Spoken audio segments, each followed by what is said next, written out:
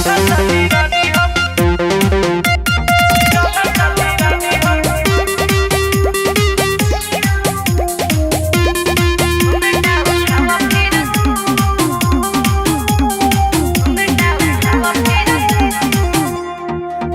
बा सुहाग रात मिलन जल्दी होई, आज बा सुहाग रात मिलन जल्दी होई।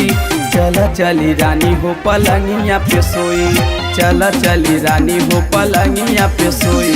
बात माना राजा ह करना टटई। अरे तब का करी हो? सुना बात माना राजा ह करना टटई। घूंघटा उठावा फिर सब कुछ होई, घूंघटा उठावा फिर सब कुछ होई। अच्छा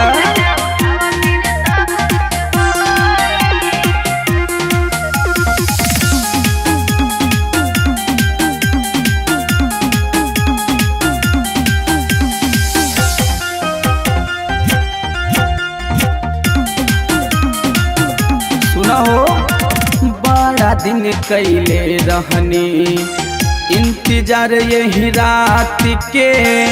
वादा कैले रहलू देबू कवने के रात के। का कहतो? पाई के अकेले जानी करबरियारी। माई तो हर जाग गई है, देवे लगी है गारी। चाटी चाटी देह गिल कैला निर्मोही, चाटी चाटी देह गिल कैला निर्मोही। 12 बजे रतिया में सब कुछ होई। चला चली रानी हो पलंगिया पे सोई, चला चली रानी हो पलंगिया पे सोई। 12 बजे रतिया में सब कुछ होई।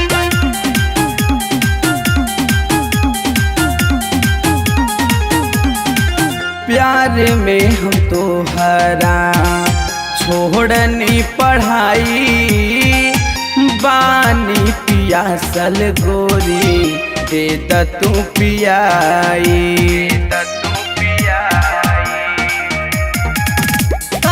जननी हो राजा आके तू सूत जा। जवन करे के बाकल कोई के तू हट जा। बानी हम कुंवर फुट जाई न रखई, बानी हम कुंवर फुट जाई न रखई। 12 बजे रतिया में सब कुछ होई। चला चली रानी हो पलंगिया पे सोई, 12 बजे रतिया में सब कुछ होई। चला चली रानी हो पलंगिया पे सोई। घूंघटा